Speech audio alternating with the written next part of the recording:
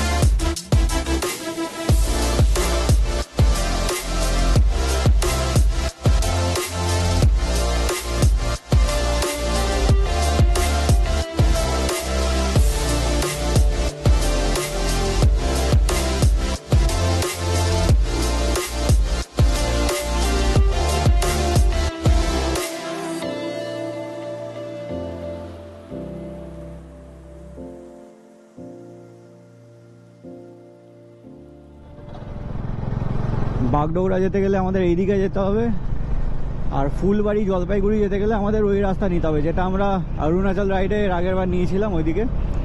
তো চলো, এই রাস্তাটায় আমি অনেক দিন পর আবার আসছি।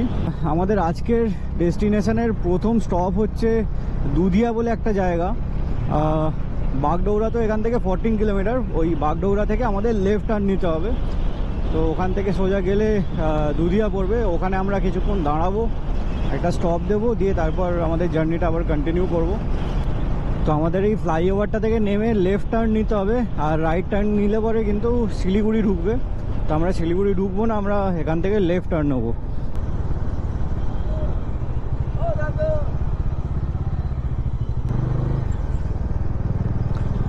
আচ্ছা, লেফট টার্ন নিয়ে বেশ কিছুটা গিয়ে আমাদের আবার রাইট টার্ন নিতে হবে, যে রাস্তাটা ভেতর দিকে যাবে।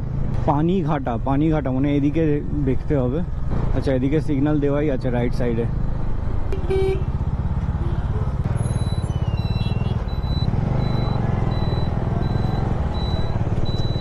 তো এখান থেকে রংভং দেখাচ্ছে 48 কিলোমিটার, আর তার আগে দুধিয়া বলে একটা জায়গা পড়বে, সেখানে আমরা দাঁড়াবো। আর এই রাস্তাটা পুরোটাই সিঙ্গেল লেন। আচ্ছা, এই রাস্তার দুধারে চায়ের বাগান শুরু হয়ে গেছে, চায়ের বাগানের মধ্যে দিয়েই রাস্তাটা। লোকেশনটা কিন্তু বেশ ভালো,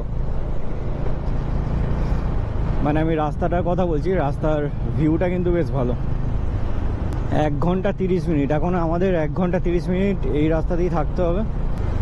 তো এখানেও এলিফ্যান্ট ক্রসিং জোন দেওয়া রয়েছে।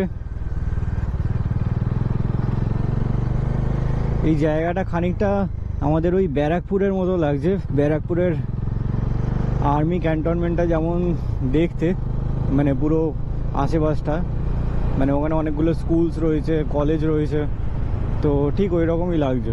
তারা কিন্তু সেই লেভেলের দেখতে লাগছে, সেই লেভেলের। যদিও এখানে স্পিড লিমিট আছে 40, বাট সব গাড়িগুলো দেখছি মোটামুটি ভালো স্পিডেই যাচ্ছে। তো আমি একটা অ্যাভারেজ স্পিড মেনটেন করছি এখানে। এটা বেসিক্যালি নকশালবাড়ির রোড, মানে ভেতর দিকে নকশালবাড়ি রয়েছে।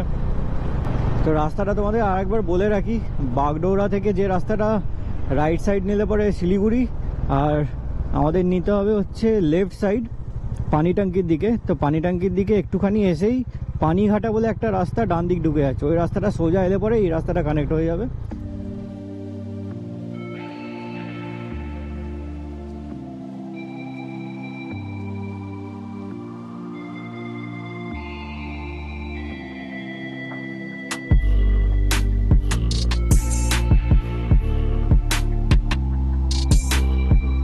আর 12 ঘন্টা রাইড করার পর কিন্তু আমাদের ডান দিকে অনেকটা দূরে কিন্তু পাহাড় দেখা যাচ্ছে। জানি না গোপ্রোতে দেখা যাচ্ছে কিনা, বেশ ভালোই কিন্তু দেখা যাচ্ছে। আর ফগ হয়ে আছে বলে অতটা বোঝা যাচ্ছে না।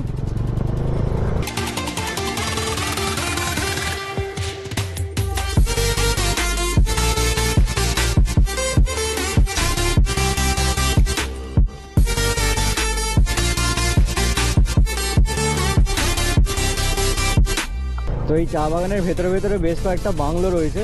একটা রাস্তায় দেখলাম ওদিকে বাংলো নাম্বার 2 and 3, আর এখানে এখন বাংলো নাম্বার 1।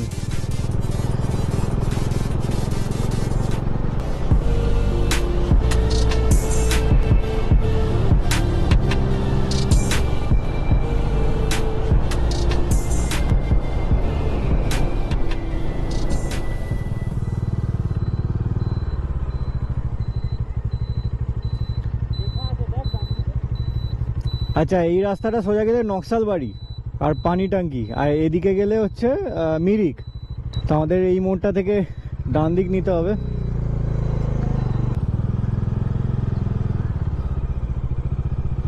দুধিয়া এখান থেকে 7 কিলোমিটার। আর দার্জিলিং কত দেখলাম 31 কিলোমিটার না এরকম কিছু ছিল, না 61। তো এই রাস্তাটা আমার কাছে একদম নতুন, একদম ফ্রেশ। আর দেখতে পাচ্ছ পাহাড়গুলো কিন্তু দেখা যাচ্ছে। আর এখানে কিন্তু বেশ বড় একটা পিক রয়েছে, যেটা পুরো মেঘেতে ঢেকে রয়েছে।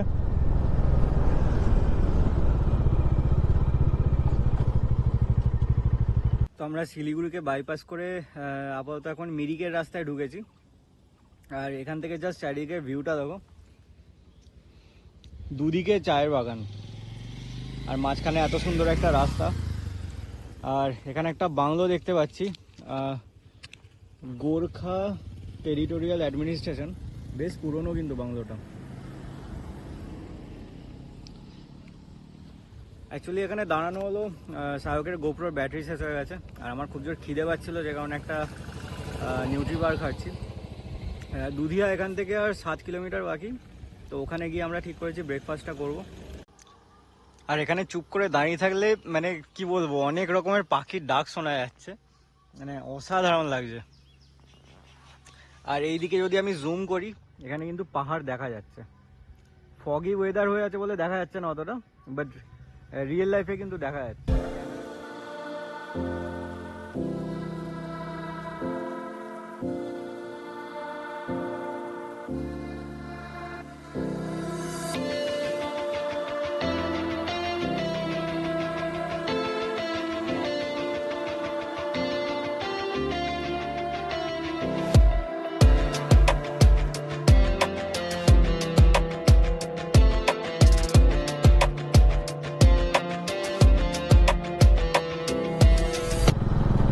আর এইখান থেকে আই গেস আমরা পাহাড়ে উঠতে শুরু করে দিলাম। রাস্তাটা তো দেখছি একটু উঠছে, আর পাহাড়টা একদমই সামনে। ওয়ান ওয়ে, আমাদের বাঁ দিক যেতে হবে। কার্শিয়াং 25 কিলোমিটার, মিরিক 26, আর এটা কি দার্জিলিং 56।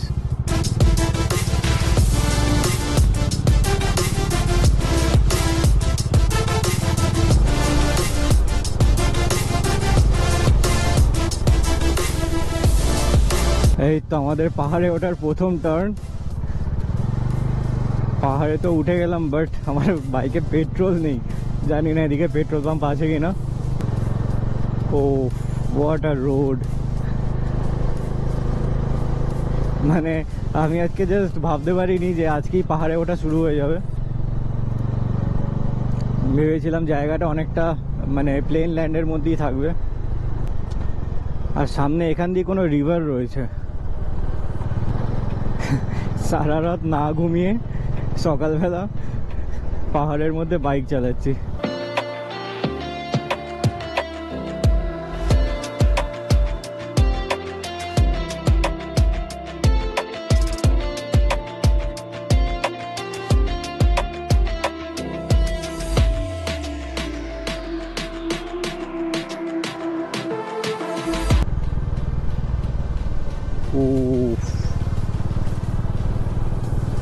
Nice place man.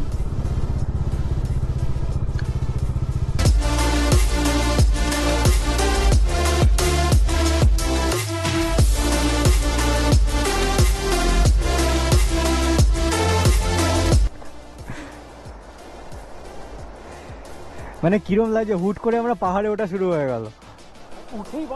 হ্যাঁ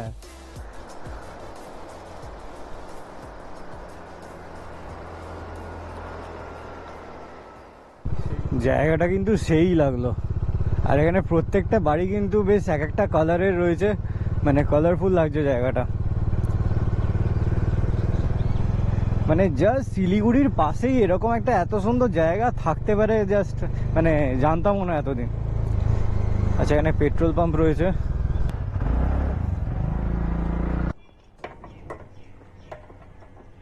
इस जगह का नाम क्या है? इस जगह का दूधिया ना? ठीक है छोड़ दो। 266.8 किलोमीटर চলেছে, 8.19 লিটারে। তো এই মোড়টা থেকে মিরিক যেতে গেলে আমাদের বাঁ দিক যেতে হবে, তো লেফট সাইডটা নিয়ে নিলাম। টেনশন ফ্রি হয়ে গেলাম কি পেট্রোলটা ফিল হয়ে গেছে, এখন শুধু আমাদের ব্রেকফাস্টের জন্য দাঁড়াতে হবে। এই জায়গাটার নাম হচ্ছে দুধিয়া, আর আমরা এই দোকানটায় থেকে ব্রেকফাস্ট করলাম, মোমো, চিকেন মোমো খেলাম, এক প্লেটই নিয়েছিলাম। আর আমাদের এবার নেক্সট প্ল্যান হচ্ছে মিরিক। নেক্সট প্ল্যান কি এখান থেকে মিরিক যাবো, তাই তো? মিরিকের পুলিশ স্টেশন, হ্যাঁ ওখান থেকে হোমস্টে যে ওনার উনি হ্যাঁ গাইড করে দেবেন। এখান থেকে মিরিক অলমোস্ট ওই 30 কিলোমিটার মতো হবে। আর এই জায়গাটা খুবই সুন্দর, আর পাশে একটা যে নদীটা তখন এর আগে দেখালাম, ওটা কিন্তু বালাসন নদী। তো যাই হোক, চলো এবার রাইডটা আজকের কন্টিনিউ করি। কাল রাত থেকে আমরা কন্টিনিউ রাইড করে যাচ্ছি, তো এখন একটু এক্সস্টেড লাগছে। আজকে মোস্টলি ওয়েদারটা ক্লাউডি হয়ে রয়েছে,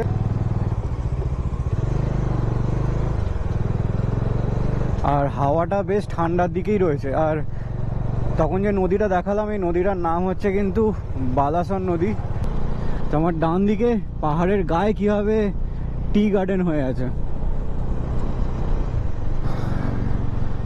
আচ্ছা এখান থেকে আমাদের মোটামুটিভাবে স্টিভ চড়াই শুরু হলো।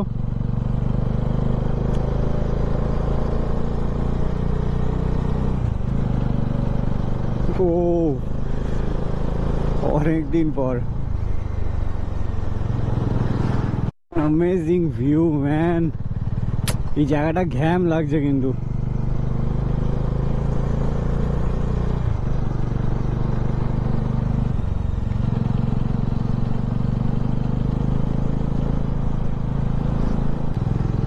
চালাতে চালাতে বুঝতে পারিনি আমরা কিন্তু অনেকটা হাইট গেইন করে নিয়েছি,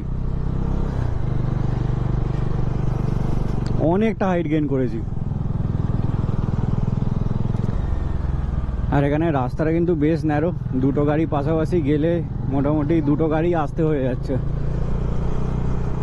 আর আমরা ঠিক ওইখান থেকে উঠে এলাম। হ্যালো, ও এখানে ঝুন্ড আছে। উই সাবাস, কিভাবে শুয়েছিল। ফুটেজটা যদি থাকে তো আমি স্ক্রিনশট নেব। তো আমার গোপ্রো ব্যাটারিটা শেষ হয়ে গেছিলো, যে কারণে চেঞ্জ করতে দাঁড়ালাম। আর আমরা দেখতে দেখতে কিন্তু অনেকখানি হাইট গেইন করে নিয়েছি। আর মিরিক এখান থেকে 13 কিলোমিটার মাইলস্টোনে দেখালো। আর কি রাস্তার কার্ভ এখন এনজয় করি। ফার্স্ট টাইম আমি এখানে আসছি, ভালো লাগছে, বেশ ভালো লাগছে।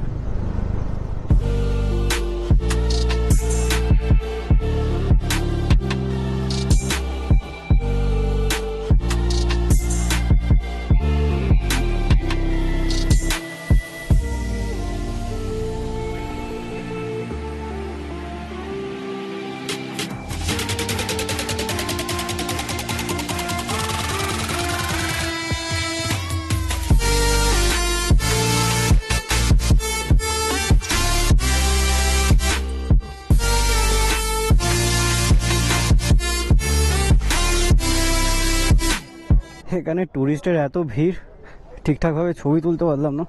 তো যাই হোক,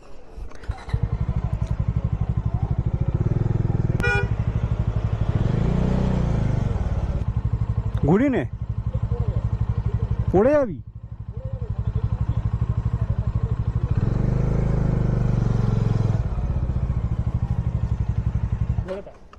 নে।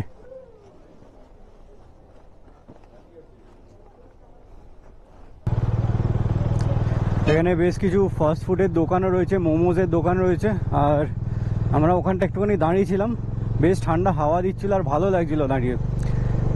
তো ক্লাউডি ওয়েদার হয়ে রয়েছে, মনে হচ্ছে বিকেলের দিকে বৃষ্টি হতে পারে। এখানে একটুখানি ভিড় ছিল ট্যুরিস্টের, যে কারণে আর বেশিক্ষণ দাঁড়ালাম না, আর ফটোও বেশি তোলা হয়নি। সায়ককে বললাম একটা তুলে দিতে বাস।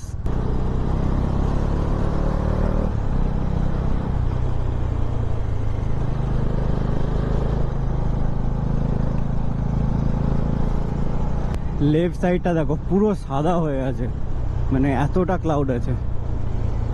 তো একটু আগে আমরা একটা ভিলেজ এরিয়া ক্রস করলাম, ওটার নাম সৌরেনি বস্তি, আর এর পরেই হচ্ছে মিরিক। তো আমরা অ্যাকচুয়ালি আজকে মিরিকে স্টে করব না, আমরা স্টে করব হচ্ছে রংভং হোমস্টেতে। তো মিরিকে এসে ফোন করতে বলেছে রংভং হোমস্টের যে ওনার, তো ফোন করলে উনি গাইড করে দেবেন। আর এখন টাইম হচ্ছে 11টা 4, একদম টাইম ঠিকই রয়েছে। তখন তো জিপিএসে দেখাচ্ছিল কি 4 ঘন্টা সময় লাগবে, তো আমি বেশি করেই 12টা বলেছিলাম। তো 11টা 5 বাজছে, 11টা 4 বাজছে, তো আমরা পৌঁছেও গেছি। আর মিরিক এখান থেকে 6 কিলোমিটার। জাস্ট লাস্ট টার্নটা নেওয়ার পর কিন্তু এরকম ভিউটা চেঞ্জ হয়ে গেল। জায়গাটা বেশ ডার্ক লাগছে, আর আমি পিকচার্সেও মানে যেমন দেখেছি এই জায়গাটা সবসময়তেই কেমন ক্লাউডি টাইপের থাকে। তো যাই হোক, মানে এবার কিন্তু শীত করছে রীতিমতো, ঠান্ডা কিন্তু এখানে ভালোই রয়েছে। What a beautiful landscape. ওফ, ডান দিকে গেলে মিরিক বাজার, আর বাঁ দিকে হচ্ছে মিরিক বাইপাস।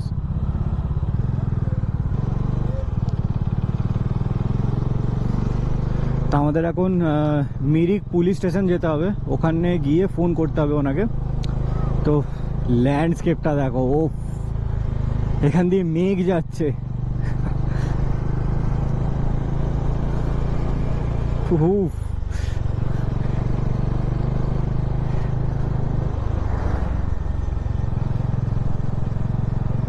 কালকে এই সময় আমি বাড়িতে ছিলাম, আর আজকে এই সময় মিরিকের এই ফরেস্টে, পাইন ফরেস্টে। সিরিয়াসলি শিলিগুড়ি গেলে তো শিলিগুড়ির হোটেলে চলে যেতাম, দিয়ে আজকের দিনটা পুরোটা রেস্ট করতে হতো। বাট এখানে আজকে এরকম ল্যান্ডস্কেপের মধ্যে আজকে আমরা রেস্ট করব, আর একবার বাইক নিয়েও বেরোবো। পুলিশ স্টেশন এখানে দেখালো। भैया मिरिक पुलिस स्टेशन कहाँ पे? Mirik police station, police station, हाँ उस तरफ है। 5 मिनट है। ओके।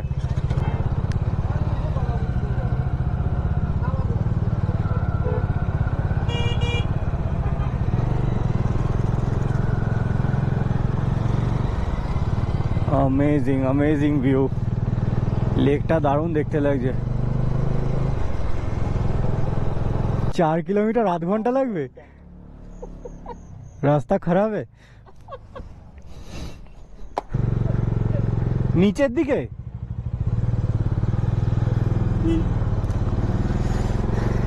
তো আমাদের হোমস্টের ওনার এখান থেকে এই রাস্তাটা ধরতে বললো, পুলিশ স্টেশনের পাশ দিয়ে। 4 কিলোমিটারের রাস্তা যেতে বলছে, আধ ঘন্টা সময় লাগবে। তো বলছে রাস্তা খুব খারাপ আছে, তো প্রবলেম হলে ফোন করতে বললো। তো দেখা যাক কি প্রবলেমে পড়ি আমরা। আর রাস্তা তো ফুল নিচে, আর এখানে ভালো ভালো হোমস্টেজ রয়েছে। বাপরে, I love this kind of road.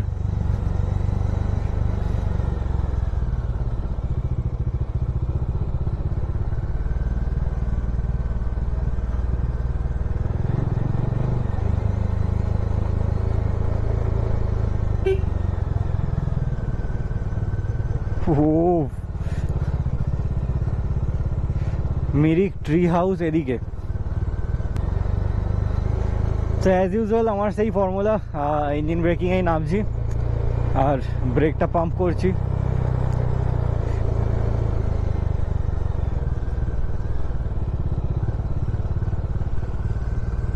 But জানি না রাস্তা কি বেসিসে খারাপ বললো, রাস্তা তো এমনি ভালো, স্টিভ বলে হয়তো বলেছে, আর আগে অফ রোডও থাকতে পারে।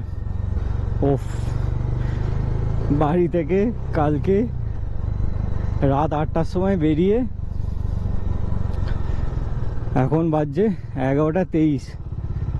11টার সময় আমরা এখন অফ রোড করছি। এখন অবধি শরীরে কিন্তু টায়ার্ডনেস নেই। আচ্ছা, এখান থেকে মেবি অফ রোড কি? এখন অবধি শরীরে কিন্তু টায়ার্ডনেস নেই, বাট হালকা হালকা মাথাটা ধরেছে এই ঠান্ডা হাওয়াটার জন্য। আমি ভাইজার খুলে চালাচ্ছিলাম।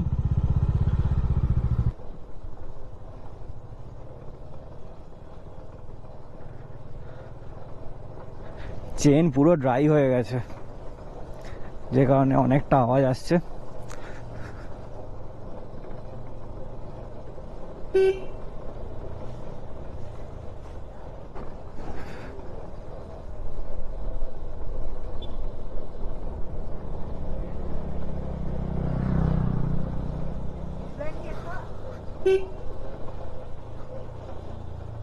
না, এখানে স্টার্টটা করে নেওয়াই ভালো, বেকার ব্রেকের ওপর চাপ ফেলছি। এখান থেকে অফ রোড শুরু। হা হা হা।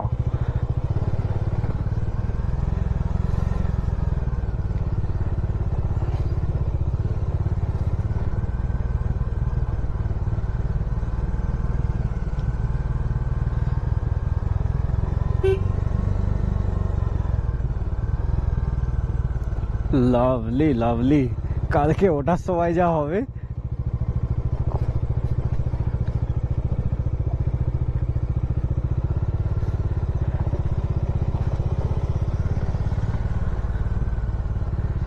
Patiently patiently.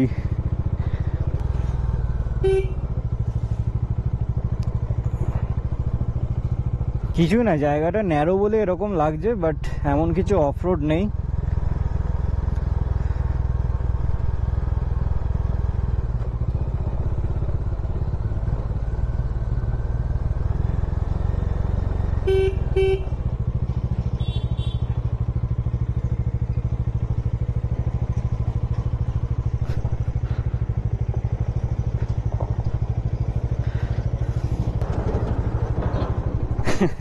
এখনই ঠ্যাং তুলে দিয়েছিলাম, পড়ে যাচ্ছিলাম, এখনই সামনে নিয়েছি, আরামসে আরামসে আরামসে। এই দাঁড়িয়ে গেলেই মুশকিল।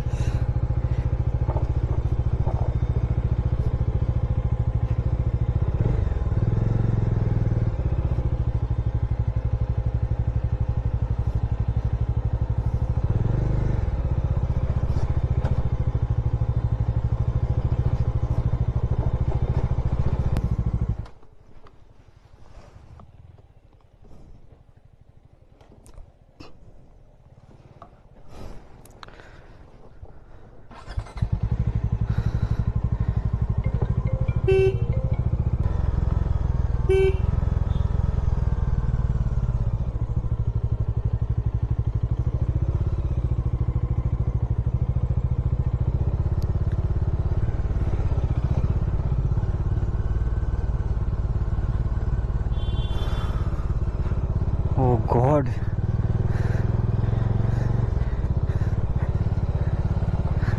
এটা কিন্তু বেশ চ্যালেঞ্জিং ছিল। জানি না কালকে ওঠার সময় কি করব আমি। ওফ, থ্যাঙ্ক গড কি আমাদের ওপরে যেতে পারি, তো ভেবেছিলাম আমাদের ওপরটায় উঠতে হবে।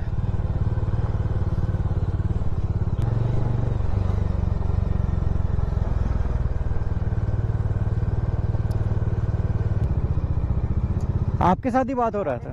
हाँ हाँ।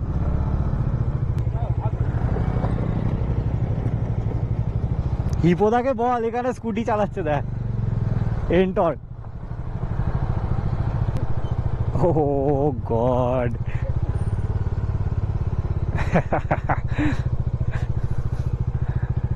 Love it.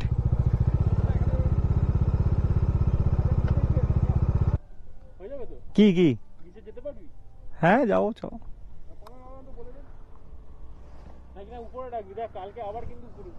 সে তো আমাদের ওদিকে উঠতে হবে চ।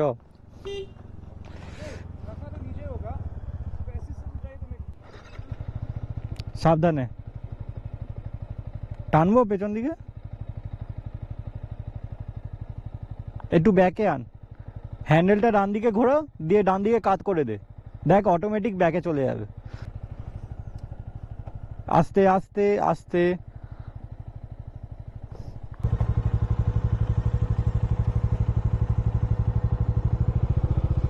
তো আমাদের লাস্ট ডাউন হিল এটাই, নিচে হোমস্টেটা,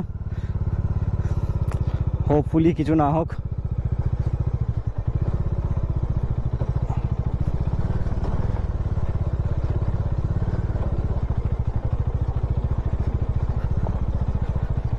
Oh man.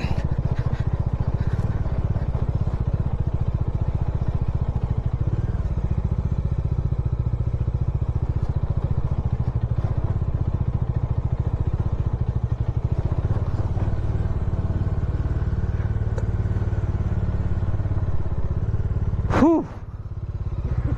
Whew.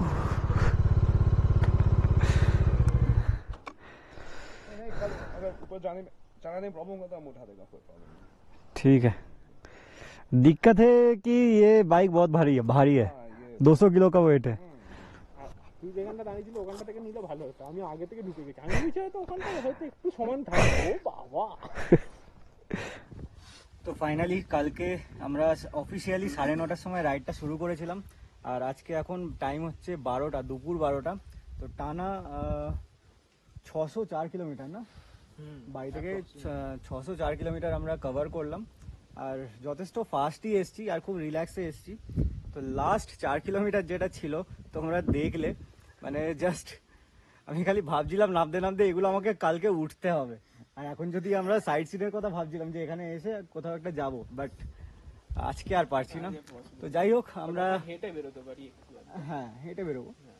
আর এই হোমস্টের নাম কি? রংভং হোমস্টে। রংভং হোমস্টে। তো রংভং হোমস্টেতে আমরা এসেছি। হোমস্টেটা জাস্ট এরকম, এটা হচ্ছে আমাদের রুম এই সামনে। আর এই রাস্তাটা দেখে হয়তো বুঝতে পারছো, আমি জুম করছি, এখান থেকে নেমেছি। আর বাকি এখানে আসার 4 কিলোমিটারের অফরোডটা তোমরা এটা থেকে গেস করে নাও যে কালকে আমাদের এটা উঠতে হবে। গোপ্রোতে অতটা কিন্তু বোঝা যায় না যতটা আমরা ফেস করলাম। তো যাই হোক, এখানে আসতে মানে এখানে আসার পর একটা ওয়েলকাম ড্রিঙ্কস দিয়ে দিয়েছে। এই হোমস্টের বাকি ডিটেলস আমি সব পরের ব্লগে দেবো। এমনিতে এই ব্লগটা হয়তো অনেকটা লম্বা হয়ে গেছে। তো যাই হোক, ভিডিওটা ভালো লাগলে লাইক করে দিও, শেয়ার করে দিও বন্ধু বান্ধবদের সাথে, আর যারা নতুন দেখছো তারা সাবস্ক্রাইব করে দিও। তো চলো টাটা, তাহলে দেখা হচ্ছে তাহলে নেক্সট এপিসোডে। টাটা।